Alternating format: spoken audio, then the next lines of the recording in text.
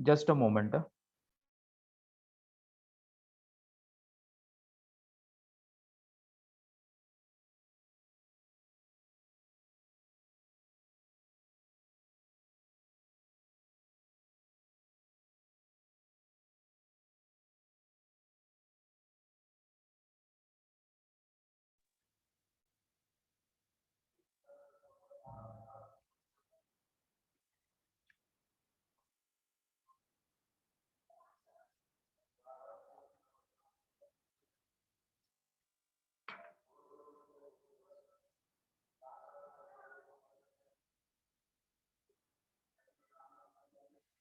Yes.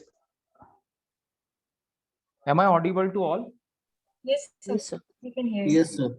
Okay, thank you, thank you. Sorry, it was some sort of disturbance at my end, so I had to stop.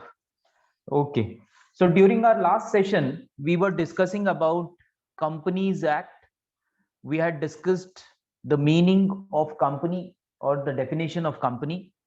What are the various characteristics of company that we have discussed, as well as we have discussed the incorporation procedure of the company or registration procedure of the company. Under that, we had discussed two important or very important concepts, MOA and AOA. MOA is Memorandum of Association. What all contents are required to be included in the Memorandum of Association when a company is going for incorporation or registration under the Companies Act. Then we had also seen what should be the contents of articles of association when the company is going for registration or incorporation. Now we will move on to the types of companies. There are various types of companies, but we will be discussing 6-7 major types of companies, which is expected to be discussed in our syllabus. So we will not be covering all the companies.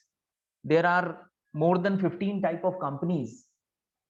Many of the companies are not in existence. These type of companies are not in existence. So we will not be discussing all those more than 15 company type of companies, but we will be limiting ourselves to the companies which are expected under our syllabus. So types of companies. Now, three main classifications on which the types of companies are based that we will be discussing. First one is classification of companies on the basis of liability. Under that, three types of companies are there: companies limited by shares, companies limited by guarantee, and unlimited companies. Now, these three types of companies are to be discussed under classification of companies on the basis of liability. Yes, can anybody elaborate on what is the meaning of companies limited by shares? What do you mean by companies limited by shares? I think you were supposed to prepare on the types of companies. You were supposed to read about the various types of companies so that it will be a sort of discussion in the lecture. So I hope that you might have read about the types of companies. So anyone who knows about the meaning of companies limited by shares, we are talking about classification on the basis of liability. So first is companies limited by shares. Am I audible? Yes, sir. Okay, okay. So anyone who knows what is companies limited by shares, please start. Companies, I think, where the general public or common people can buy the shares of that company and Okay, be a part of that company. that company is called as companies Limited by share. companies, sorry, come again. Companies limited by share. Companies limited by shares. Shares. Okay, okay. Anybody else? Anybody else?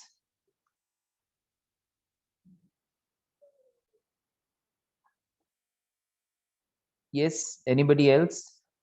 Now here, please note that we are talking about liability. Liability. Simple meaning is that what would be the responsibility of a shareholder in case the company is into loss. That we are supposed to discuss here.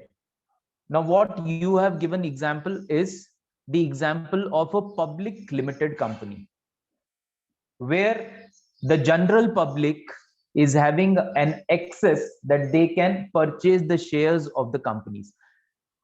This example, why we cannot include, because it is related to liability.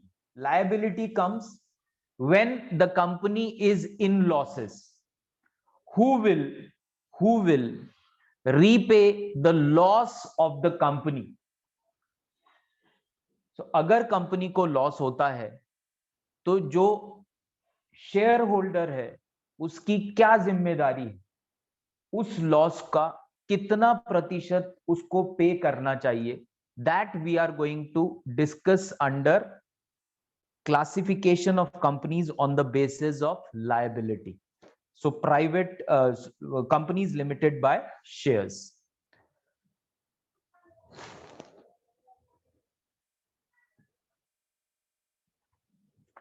Now we all know that whenever we are, or a general public is purchasing a share, every share is having a nominal or face value.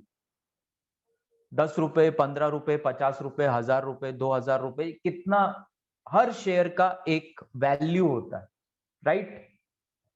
Now, when we are talking about companies limited by share means that the liability of the shareholder is limited to the amount of shares which he has purchased of the company. In case of any loss to the company, he is liable for that only. He cannot be held liable for more than that. किसी ने अगर 10 रुपए का share किसी company का खरीदा है तो उसकी लायबिलिटी कितनी है? 10 रुपए.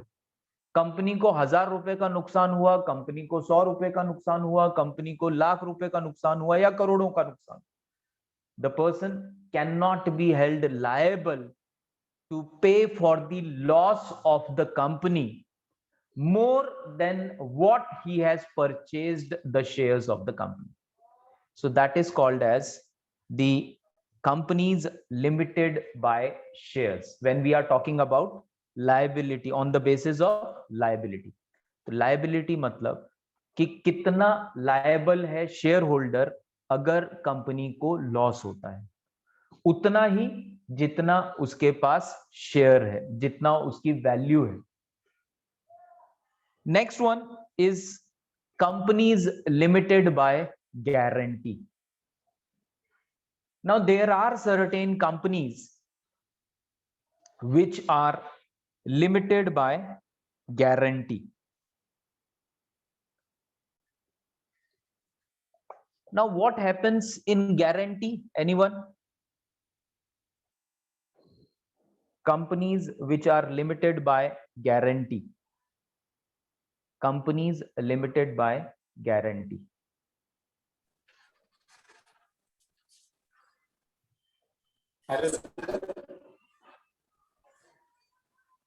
Yes. Sir, they are non-profitable organization. They are designed for a charitable purpose. Very good. Can you give me examples for that? The Being Human. Okay.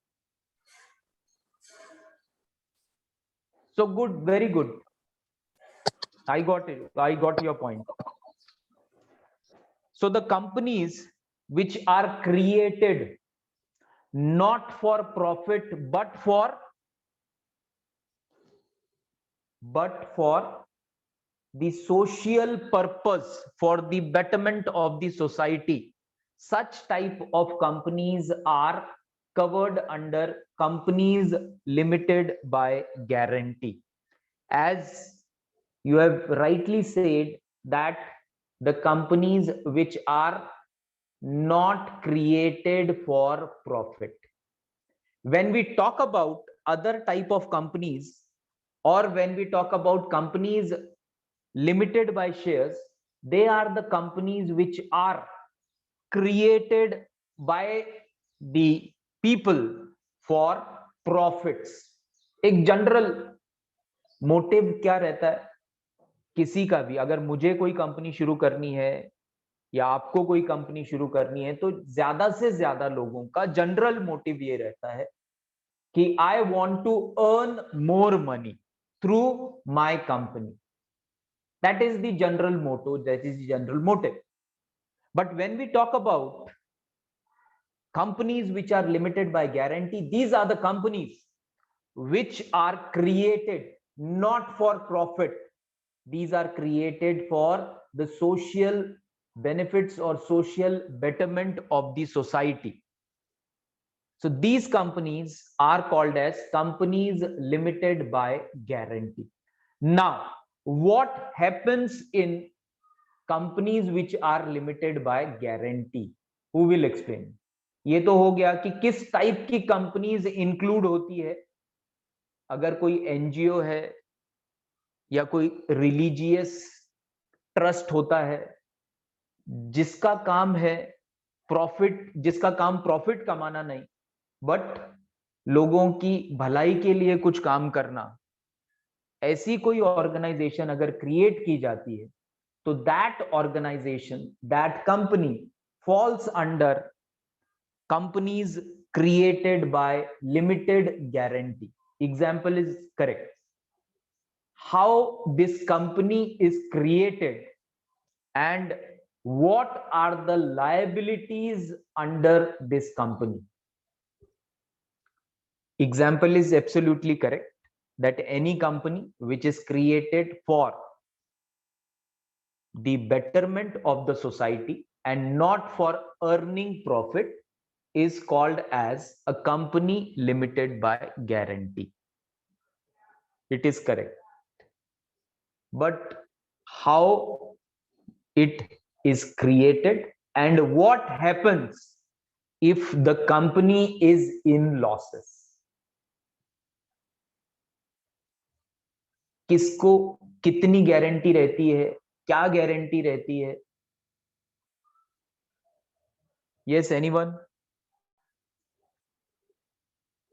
Now, when we are talking about companies limited by guarantee, it means that when the company is being registered under the Companies Act, when the partners or when the members who are creating these companies, when they are applying for registration of the company, which will be limited by guarantee, at the time of registration, it is essential for these members to mention the amount of guarantee which they will be taking in case of winding up of the company. Please remember that at the time of going for registration of the company, which will be created as limited by guarantee, the members have to disclose that they will be taking guarantee of how much amount in case the company is going to wind up. Wind up मतलब बंद करना. अगर loss की वजह से या किसी अन्य वजह से कंपनी को अगर लॉस होता है या कंपनी बंद करने की जरूरत पड़ती है,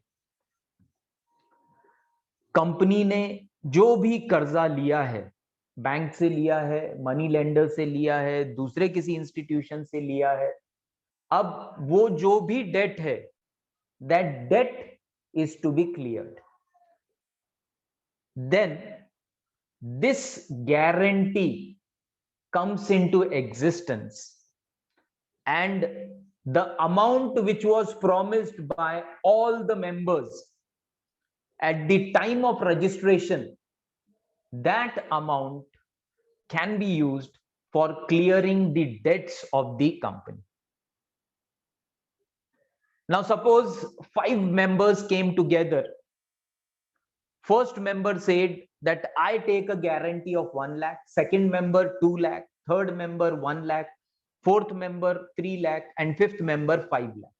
That means they have divided among themselves that in case, in future, if the company is to be winded up, or company is to be closed, and in case the company has to clear the debts of the bank or other institutions, then this amount of guarantee can be encashed for clearing those debts.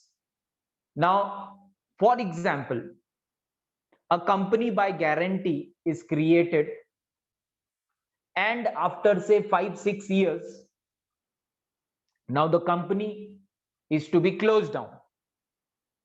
Now the company is having an outstanding or a debt of around say 10 lakh rupees, and the 5 members who had given their guarantee of different amount, now as they have given the guarantee of different amounts, they are liable to pay different amount. Now first person, as he has given the guarantee of 1 lakh rupees, in case of winding up or clearing the outstanding of the other parties, he has to pay 1 lakh rupees.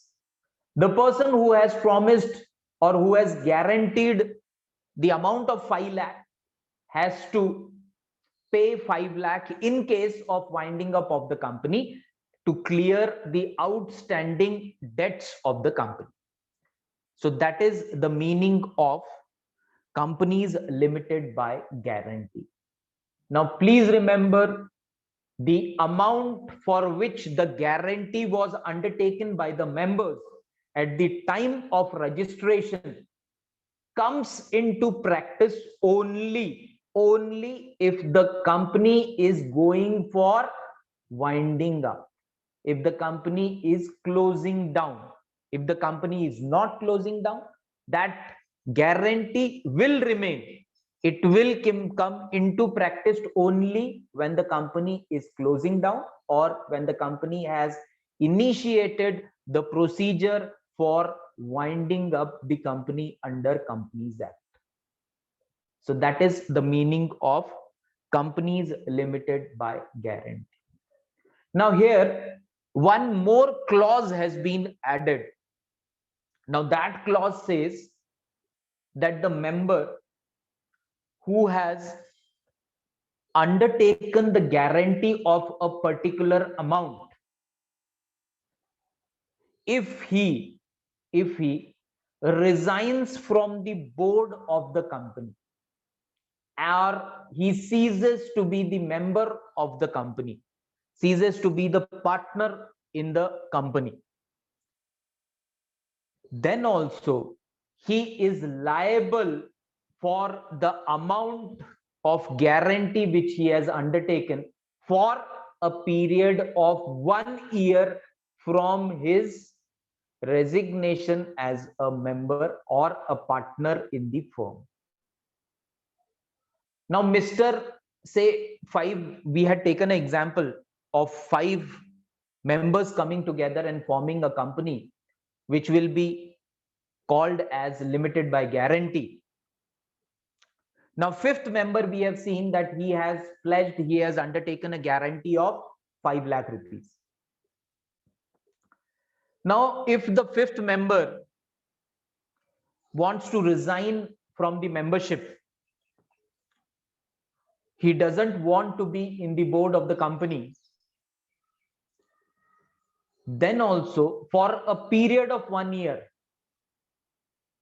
the moment he realizes that company is not going in a right direction, so company will not be able to repay the loan or debts of the other institutions, and if he decides to leave the organization, leave the company for a period of at least 1 year, he will be liable. After 1 year, his liability will end. So that is the meaning of companies which are limited by guarantee. Now, which are those companies that we have already discussed? Any sort of company which is related to promotion of religion, which is related to charity, which is related to sports, which is related to culture, which is related to science, which promotes art. So these types of companies which are created for some particular purpose other than earning profit, these companies are covered under the companies which are created under limited guarantee. Now, under the limited liability, classification under limited liability, the last one is unlimited companies. Now, unlimited. Now, earlier too, we have seen limited means whatever value of the share will only be the liability of the shareholder under the companies which are created under limited by shares. Then we had taken the example of limited by guarantee. The person who has given a guarantee of 1 lakh is liable to pay only 1 lakh, not more than 1 lakh, not less than 1 lakh. The person who has given a guarantee of 5 lakh is supposed to pay 5 lakh rupees. He cannot be forced to pay more than 5 lakhs because the amount is fixed in guarantee. The amount is fixed when we talk about shares also. But when we are talking about unlimited type of companies, here when the liability of the member is not fixed at the time of the registration of the company, these companies are called as unlimited companies. As we are talking about liability, so we will be discussing that in case of loss, what will be the liabilities of the members or promoters of the company. Under shareholders, we have seen that in case of loss, shareholders cannot be forced to pay or bear the loss of the company more than what shares they have purchased. Under the guarantee also, we had seen that in case of loss, in case of winding up of the company, the members are supposed to pay which they have guaranteed to pay. But under third one, as the heading itself says, it is unlimited. That means open. So in case of loss, when the liability is not fixed, when the liability is not certain, in case of loss, the members of the company, they have to bear the loss equal. So they cannot say that my liability is this only, so I'll be paying or I'll be sharing this much of loss only.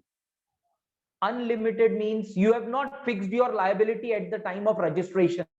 So now you cannot fix after it has been a loss for the company. When it comes to clear the debts of the company or outstanding amount of the company, then all the members have to bear that loss. And that happens under unlimited companies. Now, second classification is based on the companies on the basis of mode of incorporation. Under that, three type of companies we will be discussing. First one is chartered companies, statutory companies, and registered companies. Now, anyone who has read about chartered companies? Anyone who has read about chartered companies? It is very simple. No company is covered under chartered companies as of now. Earlier, yes, it were there, but now it is not in existence. Anyone who has read about chartered companies?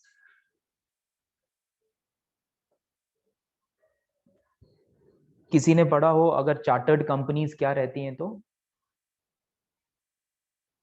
Yes, anyone who has read about chartered companies?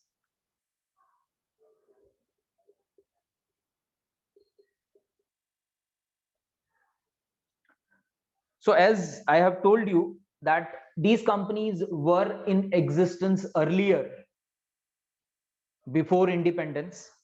After independence, no company is in existence under the type chartered companies. Now, chartered companies were also called as royal charter. Royal charter. Before 1947, as we were ruled by the Britishers, so some of the companies were formed by the royal charter. That means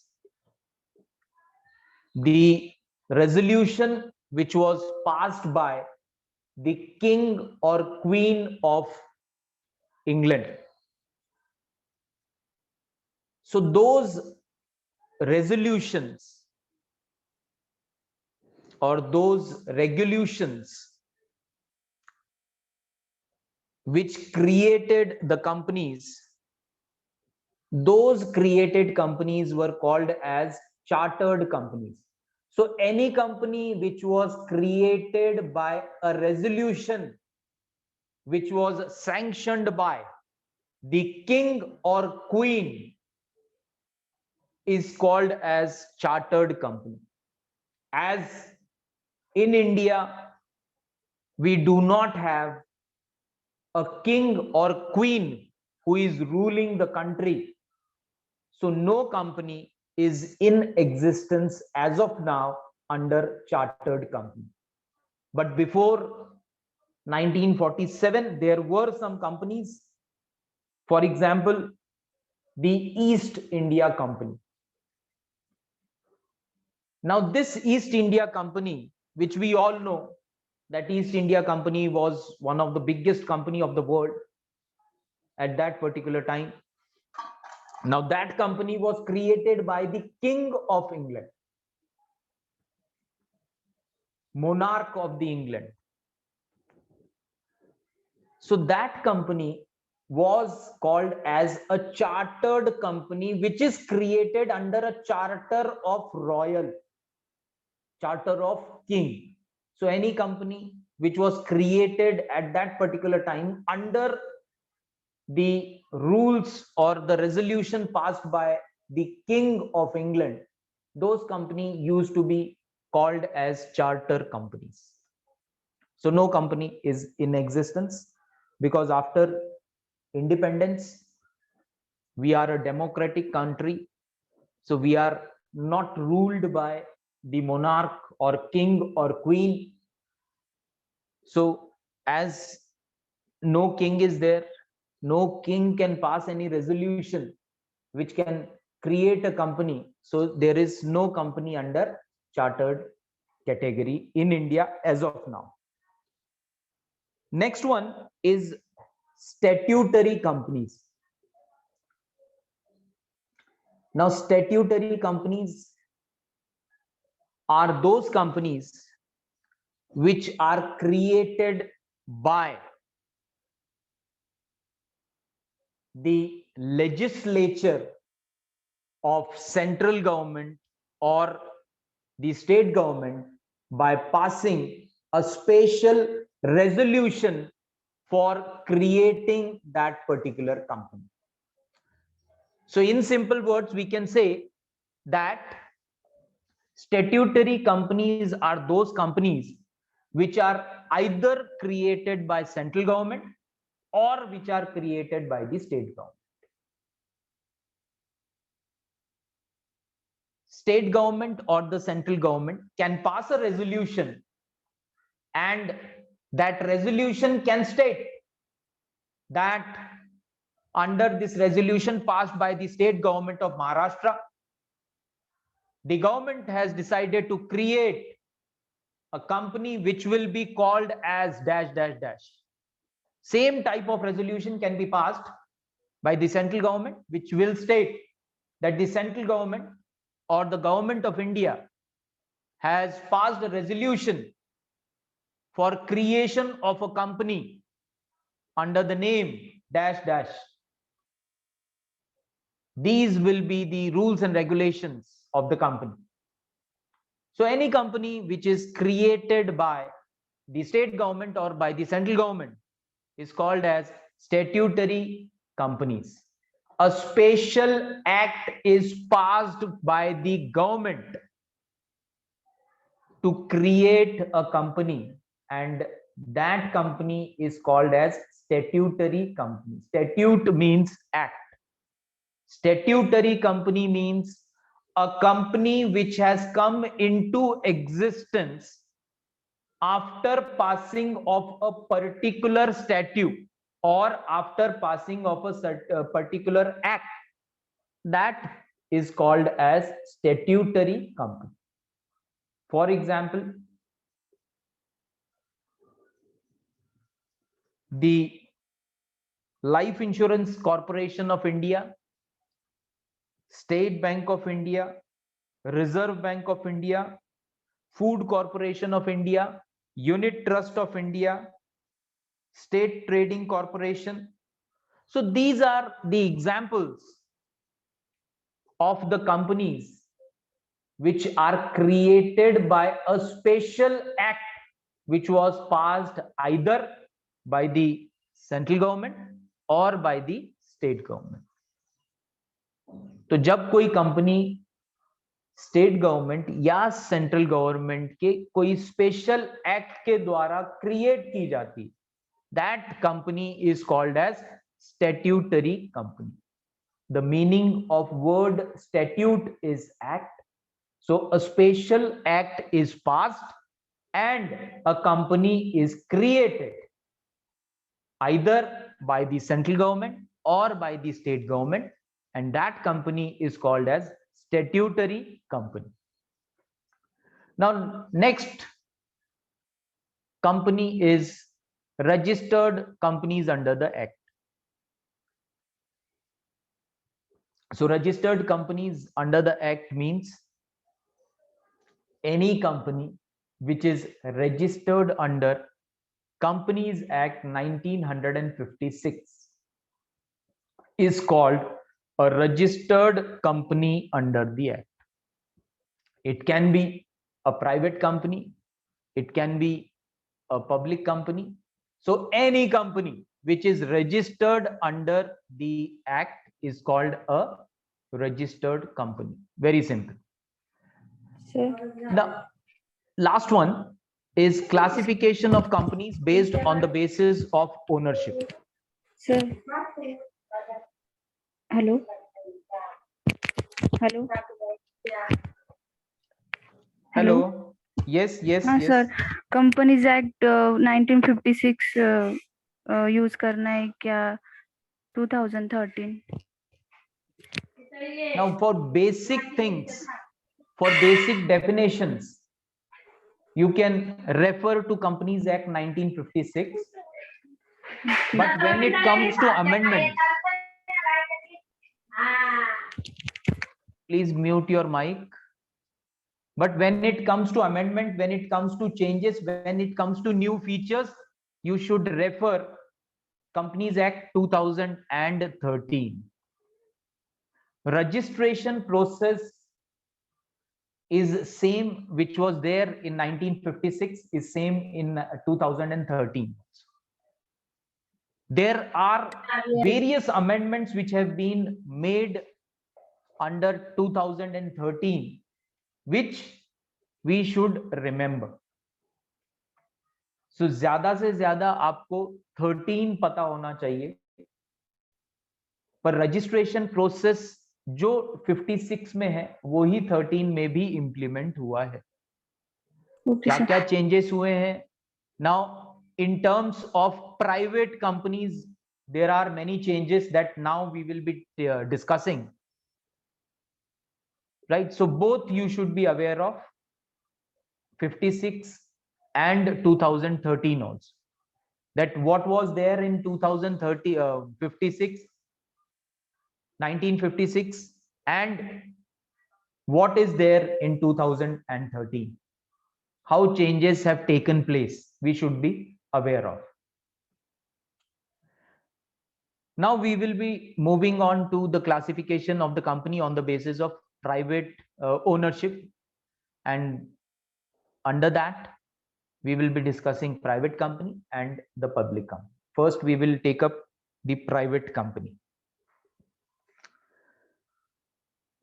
Now for private company, the first essential thing which was covered under the Companies Act 1936 stated that private company means a company which has a minimum paid up capital of 1 lakh or such higher paid capital as may be prescribed by its articles.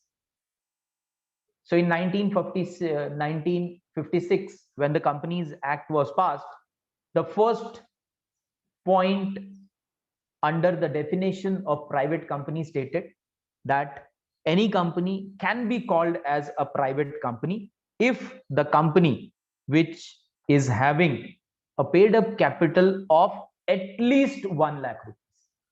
1 lakh रुपए का अगर capital किसी के पास है तो ही वो company private company के under register हो सकती है. This was in 1956. Now this particular point from the definition of private company was changed, was amended in the year 2005. Under the amendment of 2005, it was stated that there shall not be any limit to the minimum paid up capital for a private company. So जो पहला point था 1956 में कि अगर किसी व्यक्ति को एक प्राइवेट कंपनी रजिस्टर करनी है अंडर कंपनीज एक्ट, तो पहला पॉइंट क्या था कि उसके पास, उसकी कंपनी के पास 1 लाख रुपए का पेड अप कैपिटल होना जरूरी. 2005 के अमेंडमेंट में ये पेड अप कैपिटल का जो 1 लाख रुपीस था ये रिमूव हो गया है. Now onwards 2005 onwards, in 2013 various changes were introduced and now there is no minimum paid up capital required for a private company. So the first point for private company was 1 lakh rupees paid up capital, now not required. Now next point for under the definition of private company was that a private company shall have not less than 2 members and not more than 50 members. कौन हो सकता है private company? ऐसी company जिसके कम से कम 2 member होने चाहिए, ज्यादा से ज्यादा 50 मेंबर्स हो सकते हैं. Now again in 2013 this was changed. Now the minimum is yes, that at least 2 people are required, 2 persons are required, and the maximum limit under the private company for its members is raised from 50 to 200. तो 1956 में जहां 1 लाख का paid capital चाहिए था और ज्यादा से ज्यादा कितने मेंबर्स हो सकते थे जो रजिस्टर कर सकते हैं? 50. अब 2013 में बढ़ के वो 200 हो गए, 200. That 200 members can come together and they can form a company under the category of private company, and no paid up capital is also, no fixed amount is mentioned now that 50,000 should be there, 1 lakh paid up capital should be there. Nothing is mentioned there. Now here, as we have discussed, that minimum strength required, minimum people or person required is 2, maximum is 200. Now for minimum 2 also there is an exception. A new concept of companies was introduced, and that concept is called as OPC. OPC is one person company. Now one person company, as the name itself says, one person company means only one person is involved in the company. One person wants to start his company. He doesn't have any support with him. He doesn't have any member with him, doesn't have any partner with him. Now all alone, he wants to start the company. Now earlier, he was not allowed because at least 2 people should be there. Now for only OPC, which is always covered under private company, the relaxation is allowed, that instead of 2 members, if any person wants to register his company under OPC, under the category one person company, which will again be categorized as a private company, is allowed to register. So in the definition itself, how things have changed. 1956 paid up capital 1 lakh was there. By 2005 it was removed. So in 2013, when a fresh Companies Act with various amendments, when it was introduced, then the definition entirely changed of private companies. No paid up capital is required. Minimum 2 people, maximum 50 was there earlier. Now minimum 2 and maximum is 200. And in minimum also there is an exception, and exception to OPC. One person company. That if anyone wants to start his own company and he doesn't want to involve any partner in the company, then he is allowed to register his company under OPC, which again will be categorized as a private company. So all the OPCs will be called as private companies. So that was the second change in the definition of private company.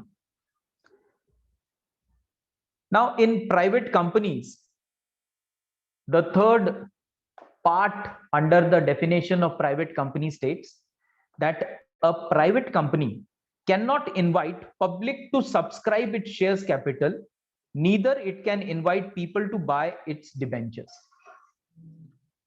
Now in public companies, we all know what are public offers, how the public companies or how various companies are raising their capitals from the shareholders. They release their shares in the market, people buy those shares, and this is how the companies raise the capitals required for the growth of the company, or for the diversification of the company, or for the betterment of the company. But that is the difference between public and private company.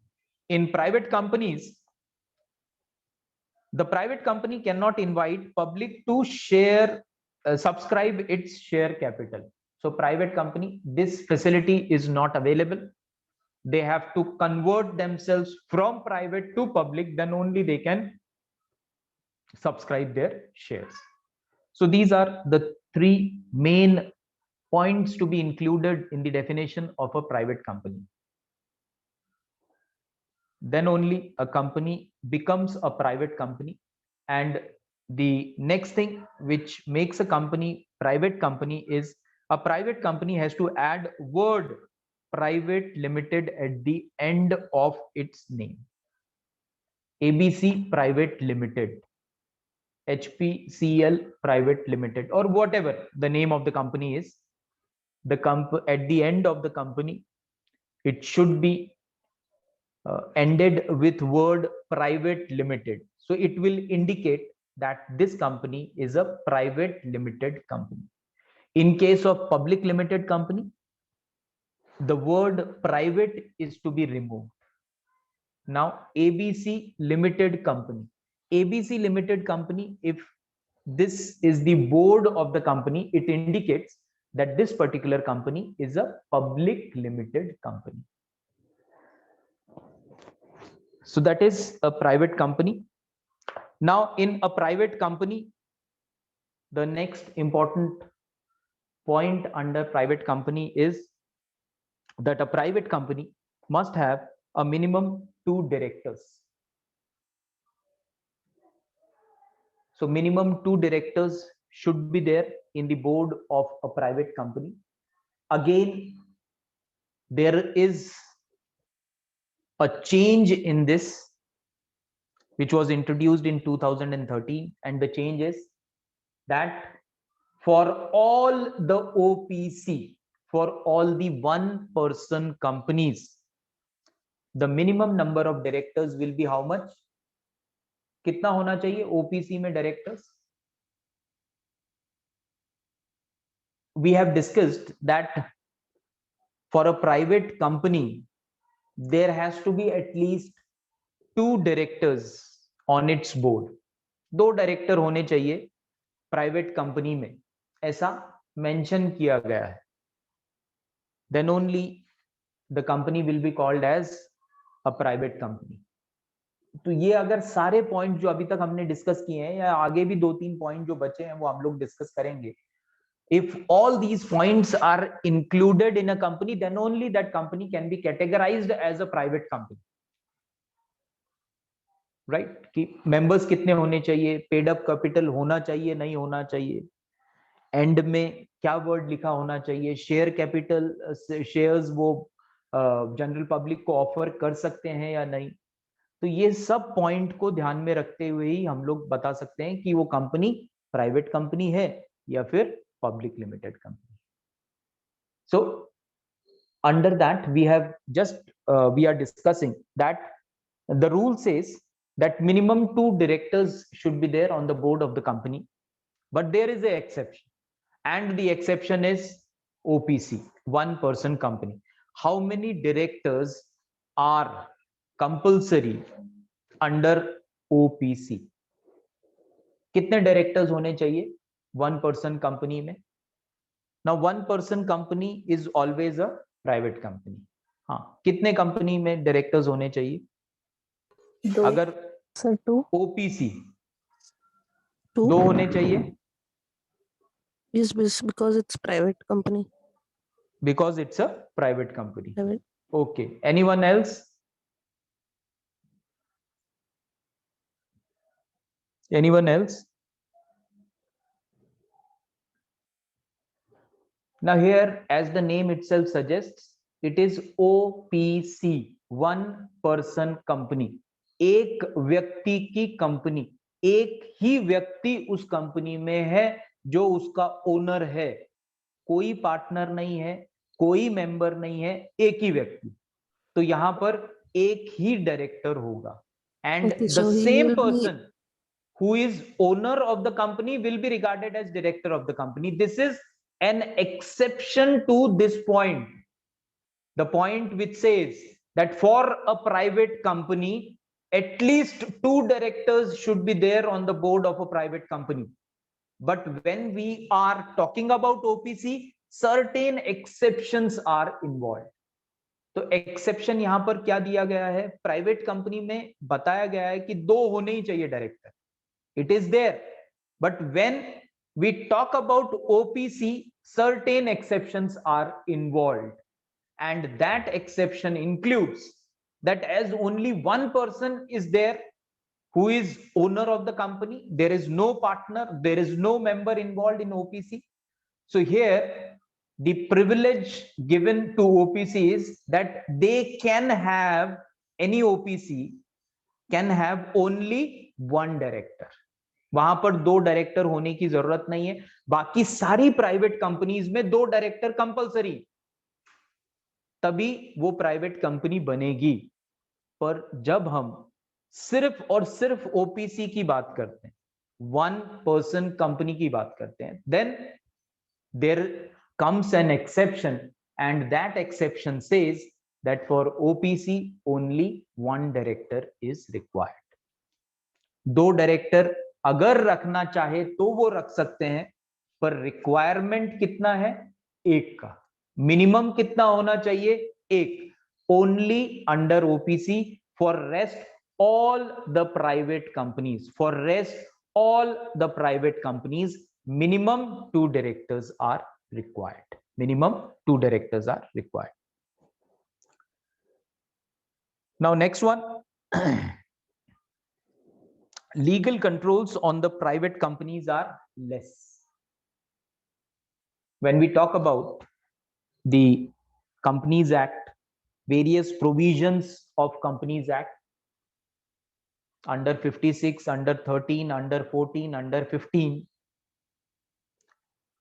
the provisions, the rules and regulations are strict for the supervision of public companies as compared to private companies. Can anybody explain me why the rules are bit relaxed? We will not say that there are no rules for the private companies and there are various rules for the public companies. But when we compare the rules for both the companies, we will come across that when it comes to private companies, rules seems to be bit lighter or easier. But when we go to the public companies, rule becomes bit harder or stricter. Strict और hard है private public companies के लिए, और थोड़े से relaxing है, थोड़े से रिलैक्सिंग है प्राइवेट कंपनीज के लिए. ऐसा क्यों? Any reason for that? It's a logical question, बहुत लॉजिकल क्वेश्चन है, आप भी अपना लॉजिक लगा सकते हैं. वेरी सिंपल, उसमें कुछ भी बहुत टफ नहीं है कि क्यों ऐसा. Because only one person is handling the company, so okay, rules become. अच्छा, ठीक है, ठीक है. और because only one person is handling, or in case of private companies other than OPCs, say 2 persons are handling, 2 directors are there only, so that is why the rules are bit lighter, bit relaxed. So the main reason behind this is यहाँ पर members का पैसा लगा हुआ है और public companies में share holders का पैसा लगा हुआ है. यहाँ पर कम लोगों के ऊपर नजर है, वहां पर पब्लिक कंपनीज में बहुत लोगों के ऊपर नजर रखनी पड़ती है. शेयर होल्डर्स का पैसा कोई डुबो ना दे, गलत जगह यूज ना करे, इसीलिए ऑडिट्स बहुत स्ट्रिक्ट होते हैं, बहुत सारे प्रोसीजर्स होते हैं. यहाँ पर मेंबर्स का पैसा है प्राइवेट कंपनीज में, यहाँ पर पार्टनर्स का पैसा है, इसीलिए रूल्स इतने स्ट्रिक्ट नहीं है. बिकॉज अगर मेरा पैसा है तो मैं बहुत ध्यान रखूंगा कि वो पैसा कहाँ खर्च होना चाहिए. ये प्राइवेट कंपनी. अब पब्लिक कंपनी में मेरा पैसा नहीं है, मैं दूसरे से पैसा ले रहा हूं और दूसरी जगह इन्वेस्ट कर रहा हूं, तो शायद मैं उतना ध्यान नहीं रखूंगा अगर मेरा पैसा होता जितना मैं ध्यान रखता मेरे पैसे का। लॉजिक है जिसकी वजह से रूल्स थोड़े से स्ट्रिक्ट हैं when we talk about public companies, rule थोड़े से रिलैक्स है when we talk about private companies.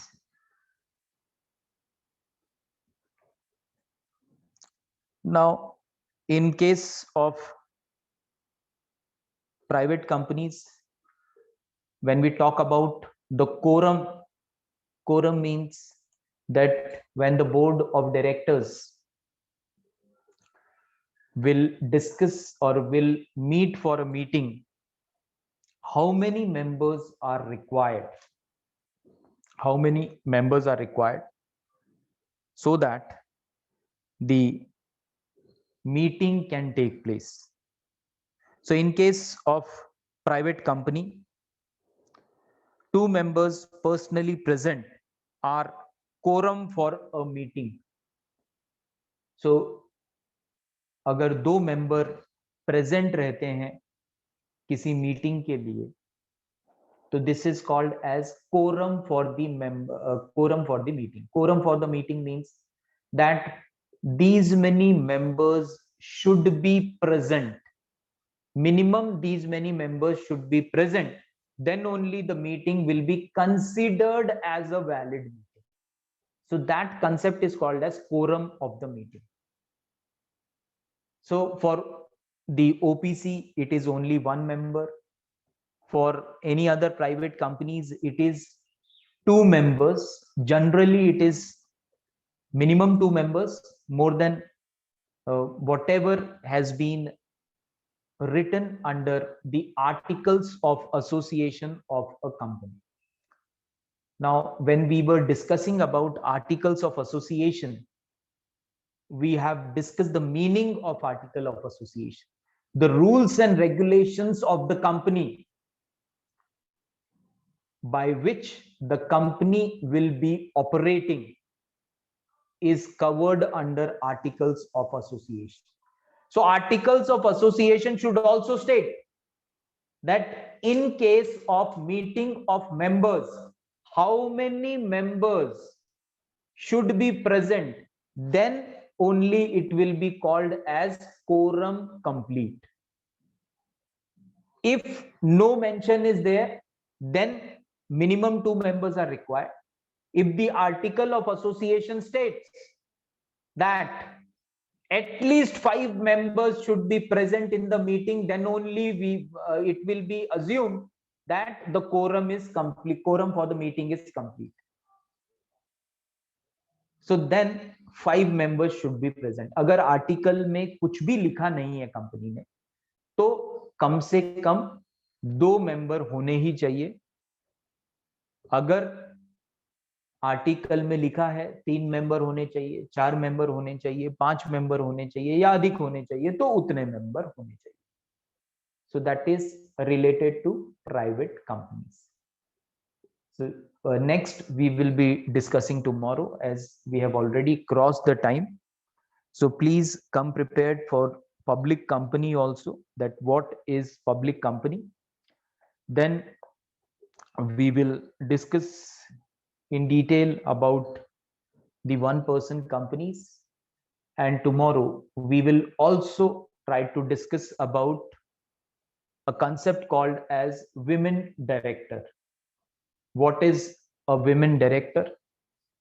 Is it compulsory for every company to nominate a women director in the board of the directors of a particular company? That we will be discussing tomorrow. So please come prepared for 1-person company, for public company, and is it compulsory for every company to nominate a women director in the board of a particular company? So in general, you should be aware of what is the meaning of women director. So please come prepared. We will be discussing these concepts tomorrow, and maybe in 1 or 2 more lectures, we will be able to complete our syllabus also. So after completion of syllabus, in case you have any query, we can have sessions for revision also, or we will be sharing all our notes very shortly. Plus, we have already shared 6-7 subjects MCQs on the website. Please go through it. If you are unable to understand anything, we are very much open to you. We can have special sessions to clear those doubts. But please let us know that you require the lecture of these subjects. Being a coordinator, you can contact me. I can inform your suggestions, your queries to director sir, and accordingly we can have a special session also. Right, so we will stop here. Tomorrow we will try to complete 3 concepts: 1-person company, women director, and public company. Okay, thank you for joining today's session. See you tomorrow. Thank you. Thank you, sir. Thank you, Thank sir. you. Thank you.